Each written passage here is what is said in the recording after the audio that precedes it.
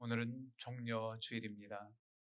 예수님께서 십자가에 달리시기 위해 예루살렘 입성할 때에 많은 이들이 종려나무가지를 흔들면서 호산나 호산나 다윗의 자손 예수여 호산나 외칩니다. 호산나가 우리를 구원한다는 뜻이거든요. 우리를 구원하시길 원합니다. 그 당시의 사람들은 당장 보이는 구원을 바랬습니다. 로마 통치하에서 식민 통치받고 있는데 이렇게 놀라운 능력의 주님이라면 로마를 전복시키고 해방돼서 이제 이스라엘이 참 자유를 얻게 될 것이다. 그런 소망을 가졌어요. 그런데 그렇게 외치던 많은 무리들, 빌라도 법정에서 그렇게 수치스럽게 재판을 받으시고 십자가길 하시고 달려 죽으시는 모습을 보면서는 다 돌변해가지고 예수를 십자가에 못 박으라고 그렇게 쳤던 무리들이 그들이었습니다.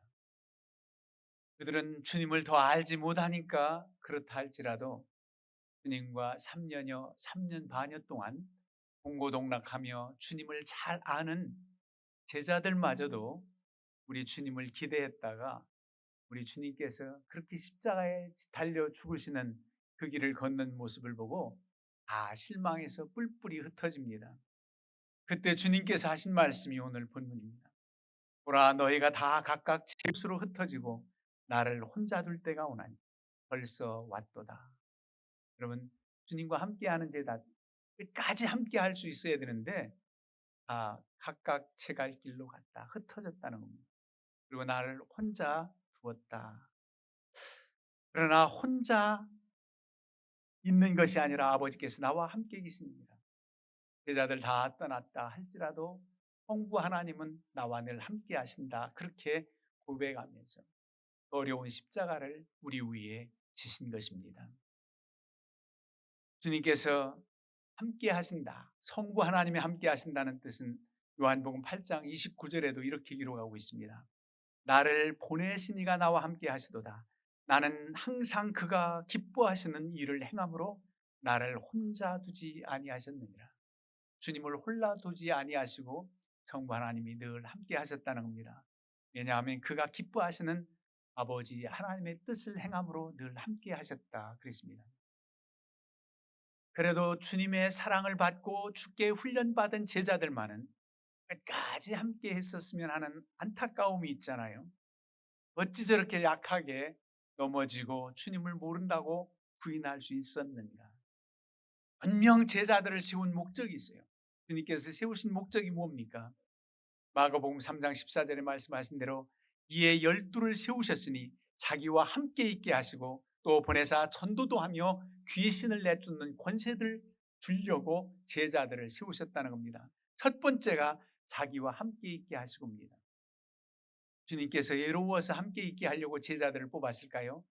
어떤 면에서는 인간적인 예수, 인간의 몸으로 오신 예수님이 그런 면도 없지 않아 있겠지만 분명히 함께 계셔서 함께 있어서 구체적으로 하나님의 사랑이 얼마나 큰지, 우리와 함께 하시는 임마누엘 하나님의 역사가 얼마나 놀라운지 주님을 통해서 그들이 경험하길 원했을 겁니다. 그래서 오늘 본문 말씀 33절에 있는 말씀이 이렇게 기록하고 있어요. 이것을 너희에게 이른 것은 너희로 내 안에서 평안을 누리게 하려 함이라. 주님 안에서 주님과 함께 있으면서 너희가 참 평안을 맛보길 원합니다. 그래서 그들을 뽑으셨다는 거예요. 세웠다는 거예요. 그런데 다 주님을 떠납니다. 왜 이렇게 약하게 주님을 떠났을까요? 그들은 끝까지 함께 할 수 없었던 일은 큰 믿음이 없었기 때문입니다. 그저 영광의 자리, 기적의 자리, 잘 될 때는 주님과 함께 하기를 기뻐했지만 고난의 자리, 쓴 자리는 마다했습니다. 싫다는 거죠. 어렵다는 거죠. 두렵다는 겁니다. 큰 믿음이 없어요. 믿음이 있을 때 속사람으로 강건해지고 우리 주님 편에 서고 주님 기뻐하시는 길을 행할 터인데 큰 믿음이 없었기 때문에 그렇게 연약한 모습으로 주님을 부인하고 주님을 떠났단 말이죠. 그래서 주님을 혼자 두었다 그랬습니다. 물고기 2마리와 보리떡 5덩이 벳세대 언덕에서 오병이의 기적 잘 아시잖아요. 여자와 어린 외에 5,000명이나 먹고 12바구니가 남았다 그랬습니다. 놀라운 기적이지요. 물고기 2마리, 보리떡 5개로 그 많은 장정들만 5,000명을 먹였다면 놀라운 기적입니다. 여자하고 어린아이는 수도 치지도 않고 그들도 다 먹었습니다. 그런 현장에서 얼마나 제자들이 의기양양 나누어 줬을까요? 마치 기적을 자기도 동참해서 함께 베푸른 양 그냥 멋지게 나눠줬을 겁니다. 그런 모습, 변화산상에서 아름다운 변모하신 주님의 모습을 보고 베드로가 감격하다.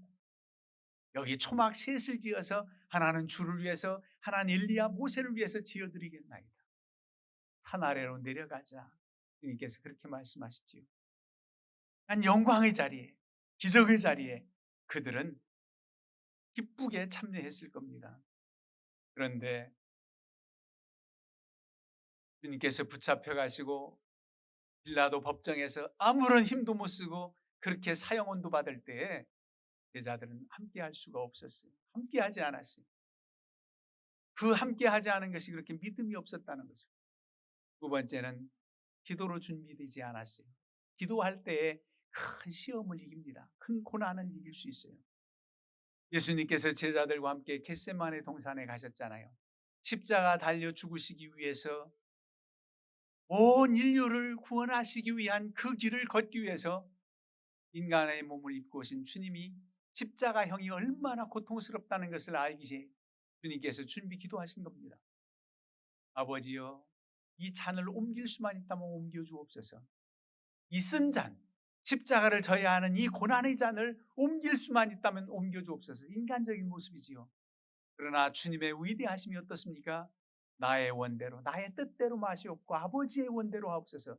아버지의 원은 그 쓴 잔을 마시는 것, 그 십자가를 지시는 거예요. 그래서 부인할 수가 없어요. 마다할 수가 없어요. 그 길을 걸을 때 겟세마네 동산에서 제자들과 함께 가지요. 그러면서 다른 제자들 여러 명은 앉아 있으라 하시고 더 가까이 3명 3인방은 데리고 가요. 베드로와 야고보와 요한 데리고 와서 너희들 깨어 있으라. 제자들에게 앉아 있으라 해요. 많은 제자들에게는 한 9명의 제자들 앉아 있으라. 그리고 3명의 제자들은 깨어 있으라. 근데 잠만 굴 자지. 주님께서 오셔서 함께 기도하길 바랬는데 어찌 보면 고난의 쓴 잔 십자가를 지신 주님의 고난에 조금이라도 동참하기 위해서 너희들 기도해야 된다라고 할지 모르지만 그들 자신이 믿음으로 승리하기 위해서 깨어 기도했어야 된단 말이에요. 시험에 들지 않도록 기도하라 했잖아요. 그런데 기도하지 못했어요. 그래서 주님께서 다가오시면서 1시간도 나와 함께 기도할 수가 없었더냐. 1시간도 기도할 수가 없었더냐. 그리고 또 가서 간절히 기도하시면서 그래서 나 이제 기도를 다 마치시고 제자들에게 오셔서 참 마음은 원이로되 육신이 약하구나 그러면서 이해하시고 제자들을 그렇게 크게 나무라지 않으셨어요. 내가 너희들을 3년 동안 이렇게 애쓰고 사랑하고 그렇게 가르쳤건만 이 마지막 순간에 나와 함께 기도하지 못했더냐 책망하신 모습이 없어요. 그런 모습을 보면은 믿음 약한 사람들 참 기도해 주면서 끝까지 기도해 기다려줘. 마음은 원이로되 육신이 약하구나. 그래도 마음으로라도 주님과 함께 하려고 했으니 괜찮지요. 그러나 깨어 기도했어야 되는데 그러지 못했어요. 그래서 시험에 들고 그렇게 나약한 모습으로 베드로도 부인하잖아요. 여종이 너도 갈릴리 예수와 함께 했던 자가 아니냐? 어찌 보면 내 말투를 보니까 너도 갈릴리 사람 예수와 함께한 그의 제자가 아니냐 할 때 나는 모른다. 그를 알지 못한다. 그래도 또 내가 예수와 한 편이 아니냐라는 식으로 물을 때 주님을 저주하면서까지 모른다 했어요. 주님을 저주한다는 것은 난 주와 상관이 없는 그런 분이라는 것이다. 그렇게 부인했던 베드로의 나약한 모습 기도하지 않았어요. 우리가 내 힘으로는 할 수가 없어요. 고난을 나 혼자 어떻게 집니까? 그 길을 걷습니까? 주의 능력을 힘입을 때 가능하단 말이에요. 그런데 기도로 무장하지 않았어요. 그래서 늘 깨어 기도하라, 근신해서 기도하라 그랬던 거지요. 예, 기도하지 못해. 왜 또 이렇게 나약했을까? 진정 주님을 사랑하는 마음이 작았기 때문입니다. 그의 사랑의 깊이와 높이와 넓이가 얼마나 큰지를 깨달아 한다면 우리 주님을 위해서 내가 죽기까지 사랑한다는 그런 마음의 고백과 그런 사랑의 은사, 사랑이 충만했다면 그렇게 나약하지 않았을 거예요. 요한일서 4장 18절에 보면 사랑 안에 두려움이 없고 온전한 사랑이 두려움을 내쫓는다고 말합니다. 두려움을 내쫓아요. 사랑 안에 두려움을 내쫓아요. 사랑하는 자식이 큰 위경에 처했을 때 자기 몸을 던져서라도 자식을 구하는 사랑이 부모의 사랑이 아닙니까? 주님께서 나를 살리시고 나를 택해서 제자 삼으셨다면 그 엄청난 사랑, 그 사랑의 반복에서라도 주님 사랑한다면 이렇게까지 나약해지지 않았을 겁니다. 온전한 사랑이 없었어요. 부활하신 주님께서 베드로를 따로 불러요. 제자들에게 손수 초반을 차려주시고 다 먹이신 후에 베드로를 불러서 요한의 아들 시몬아, 내가 나를 사랑하느냐? 네, 주님, 내가 주님 사랑하는 거 주님도 아시잖아요. 그 말했어요. 내 양을 먹이라. 한 번 물으시면 됐지. 세 번이나 물어서 세 번 부인했던 자신의 모습이 얼마나 연약했던지 깨닫게 하셨나 봐요. 요한의 아들 시몬아, 네가 나를 사랑하느냐? 네, 사랑합니다. 내 양을 치라. 내 양을 먹이라. 우리는 그 말씀을 한낱 먼저 된 자로서, 주님의 제자 된 자로서 양을 먹이고 잘 가르치고 양을 쳐야 되는 복음 전파의 사명, 교육적 사명이 우리에게 주어졌구나. 그렇게도만 생각하지만 이 말씀은 이제 그렇게 약했던 내가 나를 위해서 죽을 수 있느냐고 묻는 겁니다. 내가 너를 죽기까지 사랑한 것 같이 너도 나를 사랑하느냐? 그럼 너 죽는 자리에까지 나를 사랑할 수 있느냐? 그 당시에 양을 먹이고 양을 쳐서 주의 복음을 전한다는 것은 순교입니다. 죽는 자리에 나를 위해서 죽을 수 있느냐? 그렇게 묻는 거예요. 단순히 그저 아이들 가르치고 평탄한 시대에 복음을 전하고 이런 정도가 아니에요. 주님의 양을 먹이고 치는 것은 나를 사랑한다면 죽기까지 사랑할 수 있느냐? 그 고백입니다. 베드로는 부활하신 주님을 만나고 저는 여기까지 정말 주님을 사랑한다고 고백했다고 생각해요. 처음엔 다 주를 버릴지라도 나는 주님 절대로 버리지 않겠습니다. 호언장담했던 그는 주님 십자가에 달리실 때 다 뿔뿔이 배반하고 흩어졌던 제자들이지만 부활하신 주님이 이 시간 물을 때는 네, 주님 사랑합니다. 죽기까지 결단합니다. 그리고 이제 성령 충만 받은 다음에 제자들이 다 우리의 결국, 그들의 결국을 알잖아요. 다 순교당하면서 복음을 전하면서 순교당했죠. 나를 위해서 죽기까지 사랑할 수 있는가? 그 말씀입니다. 여러분, 진정 나를 위해서 죽으신 주님을 나도 주님 위해서 죽기까지 사랑한다는 그런 고백이 있다면 우리는 주의 길 걸을 수 있어요. 십자가 질 수 있단 말입니다. 주님이 그 고난의 때는 다 뿔뿔이 흩어졌는데 정작 우리의 고난의 때, 우리의 환난의 때는 어떻습니까? 우리 주님은 그때는 우리를 더 붙들어 주시고 함께 하시고 그 길 혼자 걷게 하시지 않습니다. 우린 믿음이 부족하고 사랑이 없어서 주님 그저 혼자 내버려 두고 두려움 때문에 혼자 그저 피하기 급급했고 세상만 바라보기 급급했지만 정작 우리가 어렵고 고난의 때에 우리 주님은 더 함께 하시고 붙들어 주신단 말이에요. 그런 은혜를 우린 저버리면 안 된단 말입니다. 어찌 보면은 그렇게 3년 반 동안 훈련받고 사랑받은 제자들보다 주님의 고난의 현장에 있었던 사람들이 없지 않아 있었어요. 고난의 현장에 있었습니다. 그런데 제자들이 없었기에 나를 혼자 둘 때가 있구나 그랬던 거예요. 여러분, 하나님을 알고 믿었던 여러분들이 주님 기대에 어긋난다면 다른 많은 이들이 주님과 함께 한다 할지라도 사랑하는 여러분들이 함께하는 것을 우리 주님은 더 기뻐하는 줄 믿으시길 바랍니다. 다른 이들이 없지 않았어요. 있었습니다. 십자가 지고 가실 때 주님이 쓰러지고 또 쓰러지고, 찬양도 있습니다만 쓰러지고 또 쓰러지고, 연약한 인간의 몸을 입고 오신 주님이 풍채도 없으세요. 본 모양도 없으세요. 연약한 주님이 그 무거운 십자가를 지고 골고다 언덕에 가는 거예요. 그냥 골고다 언덕에 딱 세워놓고 주님을 끌고 가서 거기에 매달리게 한 게 아니라 한참을 지고 갑니다. 성지순례하면 주님이 지고 가신 길, 이야 돌로로사, 쓰러지고 쓰러진 장소마다 거기서 묵상하고 기도하고 이렇게 순례를 해요. 십자가. 저는 그 말씀을 보면서 어찌 그때도 함께 할 수 없었던가.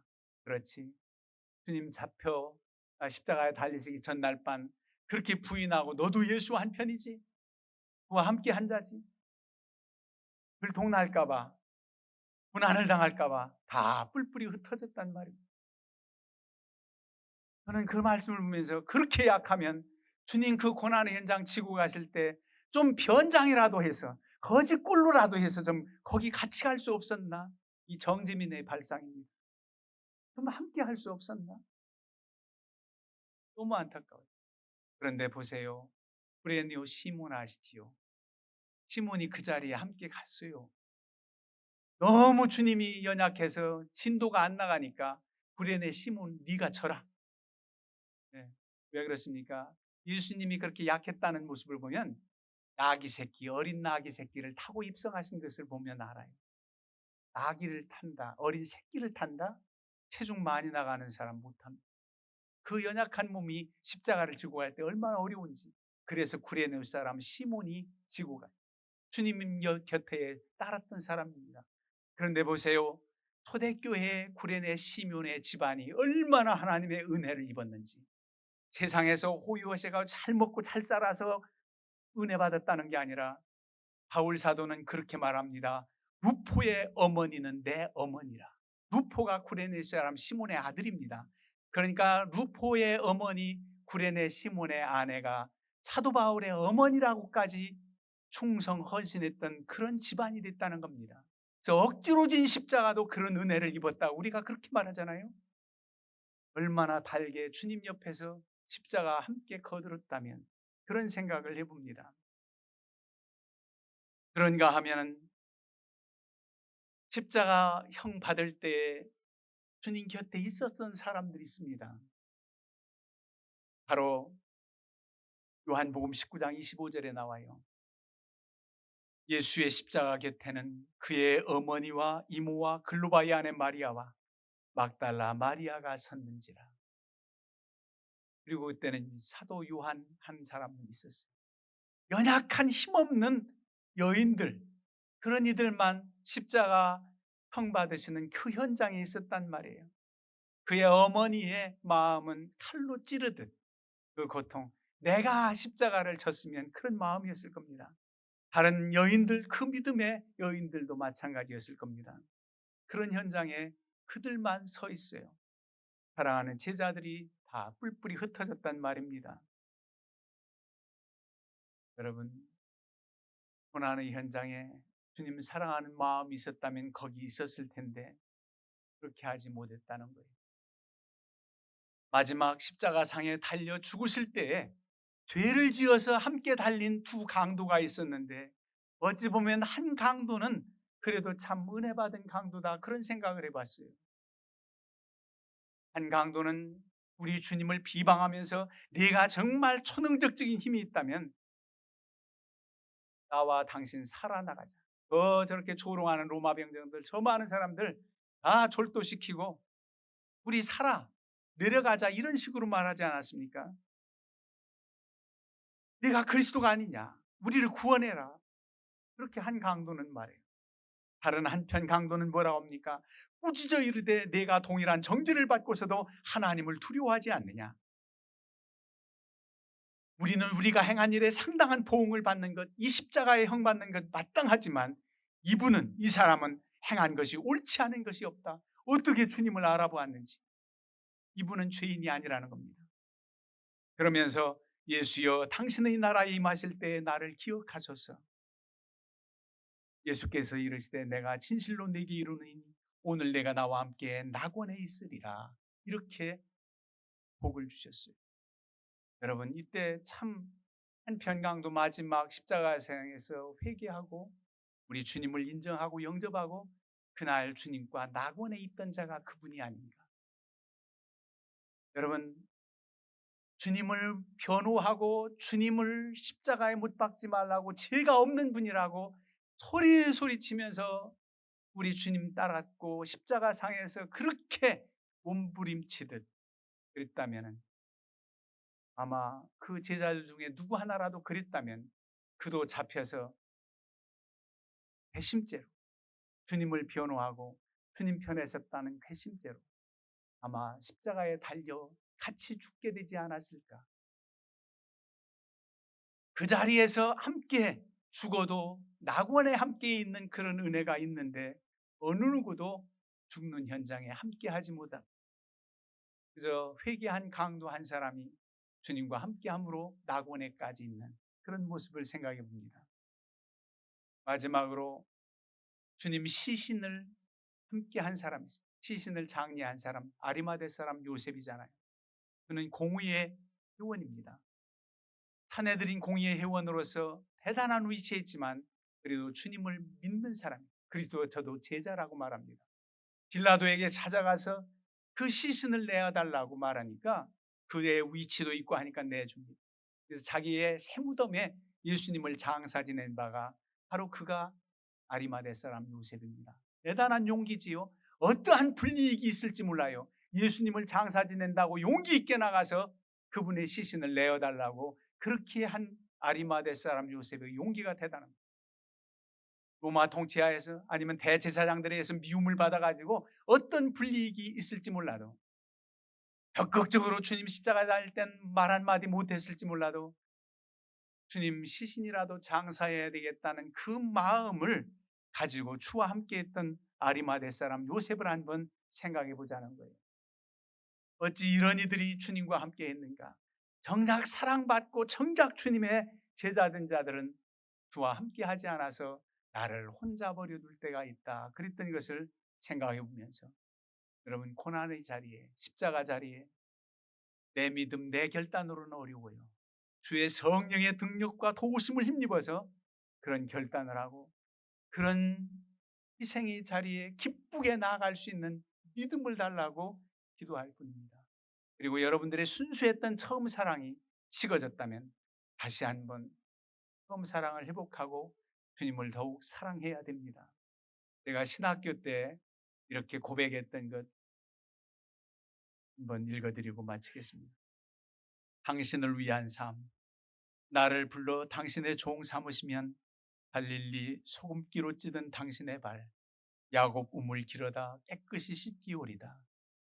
나를 택해 당신의 신부 삼으시면 대단히 먼지바람 피곤하신 님의 얼굴 나드한 옥합 깨어 넘치도록 부으리다. 나를 살려 당신의 제자 삼으시면 골고다 십자가상 피로 물든 귀하신 몸 찢어 겹겹이 싸매오리다. 여러분 순수했던 믿음 그 신학교 때 생각을 얼마나 지금 퇴색됐는지 그 자신이 부끄럽습니다. 우리 주님을 위해서 살겠다는 결단이 있기를 주님의 이름으로 축원합니다.